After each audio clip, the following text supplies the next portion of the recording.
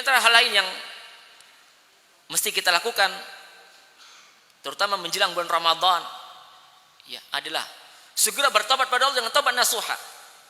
Bertobat kepada Allah dengan tobat nasuha. Ya istighfar, minta ampun dan bertobat kepada Allah dengan tobat nasuha. Nasuha artinya tobat yang tulus, tobat yang murni, tobat yang total, tobat yang sempurna.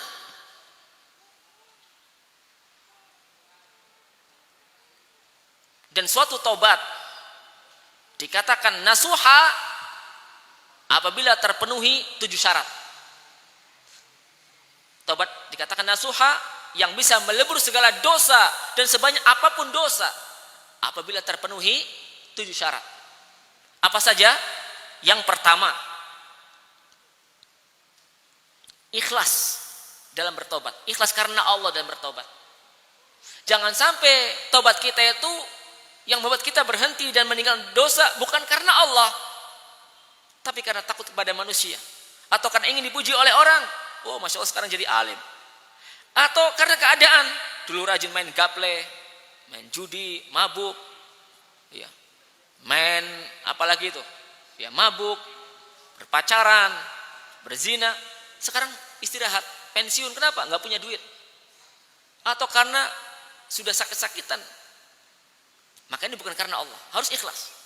Karena tobat adalah ibadah, dan ibadah apapun akan sah dan diterima Allah kalau dilakukan dengan ikhlas karena Allah. Syarat yang kedua, penyesalan yang besar di dalam hati. Penyesalan yang besar dalam hati. Menyesali perbuatan dosa yang pernah dilakukan. Jangan sampai ya lisannya mengatakan saya nyesal, tapi hatinya tenang-tenang saja, biasa-biasa saja. Maka ini tobat yang dusta, tobat yang palsu. Seseorang dikatakan bertobat pada Allah dari dosa kalau hatinya menyesal. Nabi bersabda dalam hadis, an-nadamu taubah. Penyesalan adalah taubat. Ya kadang-kadang nyesal itu nggak mesti diucapkan, tapi hatinya menyesal. Syarat yang ketiga, al-azmu ala adamil audah. Bertekad kuat tidak mengulangi perbuatan dosanya. Bertekad kuat untuk tidak mengulangi perbuatan dosa. Dan ini juga tepatnya di hati. Syarat yang keempat, al-iqla an jami'i dzunub wal ma'asi. Berhenti total dari dosa dan maksiat. Berhenti total. Jangan setengah-setengah. Kalau dulu berbuat dosa besar dengan meninggalkan sholat 5 waktu, sekarang katakan Ustaz saya taubat Ustaz, sekarang saya baru maghrib isya, ya ini belum total ini. Ya, subuh masih tinggalkan, zuhur masih tinggalkan, asar masih tinggalkan karena sibuk dengan pekerjaan, karena masih ngantuk. Kalau taubat total, kerjakan semuanya. Taubat dari mabuk harus total. Taubat dari interaksi dengan riba harus total.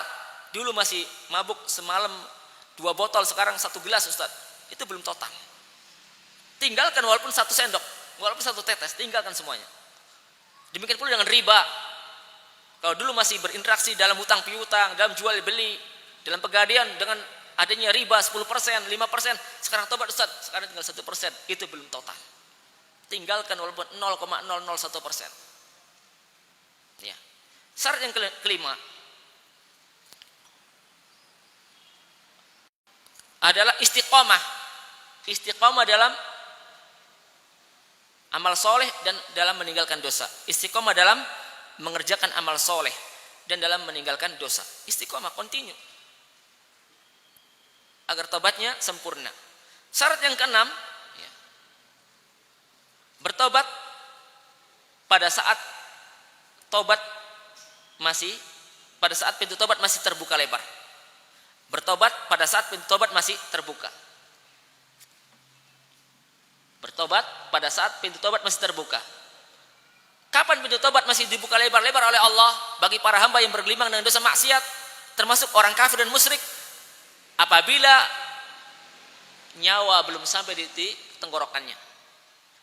Apabila nyawa belum sampai di tenggorokan, maksudnya belum mengalami sakaratul maut, atau belum saatnya malaikat maut dalam proses pencabutan nyawa.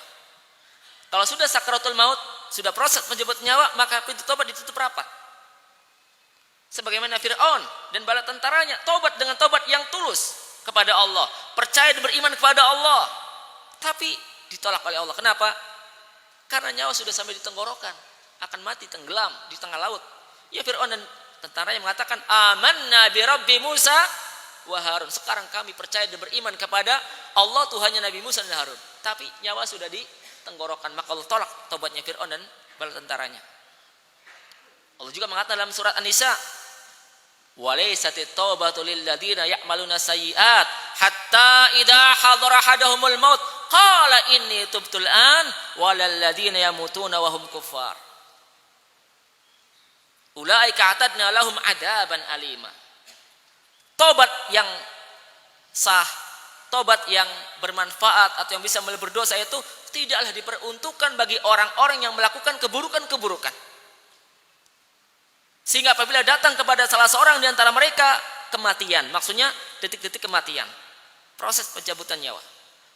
Dia baru mengatakan, inni tubtul an, sekarang juga aku bertobat pada Allah. Maka tobatnya tidak diterima oleh Allah. Kemudian syarat yang ke-7 ya sekarang. Di antara syarat tobat nasuha yang ke-7. Apa yang ke-7? Ke-7 apa ke-6? Ke-7. Yang ke-7.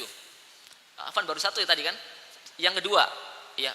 Pintu tobat masih terbuka apabila pertama nyawa belum sampai di tenggorokan, dan yang kedua apabila matahari belum terbit dari sebelah barat. Kalau matahari sudah terbit dari sebelah barat, pintu tobat ditutup rapat oleh Allah. Percuma bertobat, percuma menyesal, percuma masuk Islam, sudah ditutup rapat. Ya. Orang-orang kafir ketika melihat matahari terbit dari barat, lalu mereka masuk Islam, mengucapkan 2 kalimat syahadat secara rame-rame, tidak bermanfaat. Demikian pula orang muslim, orang mukmin, ketika melihat matahari terbit dari barat, kemudian mereka bertobat pada Allah. Sekarang saya sholat, sekarang saya puasa, sekarang saya meninggalkan riba, sekarang saya tidak mabuk. Percuma, kenapa? Ditutup rapat. Ya. Nabi bersabda dalam hadis, innallaha yaqbalu taubatal abdi ma lam yughargir aw tatlu isyamsu min maghribiha.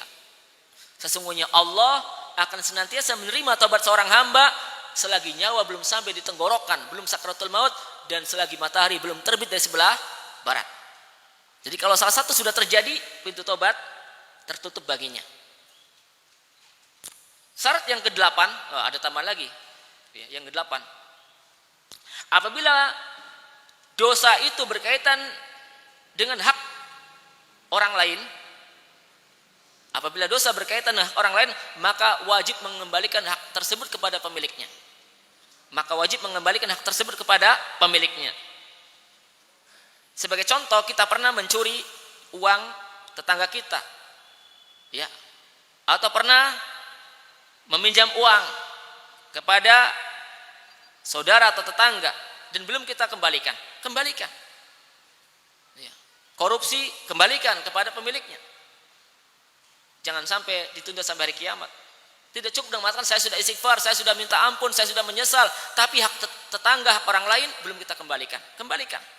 Hal ini berdasarkan sabda Nabi SAW, man kanat indahu madlamatun li akhihi falyatahallahul yaum min qabli ayyatiya yaumun la dinar wala dirham. Barang siapa yang punya kezoliman kepada saudaranya, punya perbuatan zolim kepada orang lain, maka segera selesaikan sekarang juga di dunia. Selesaikan sebelum datang suatu hari di mana tidak lagi bermanfaat uang dinar maupun dirham.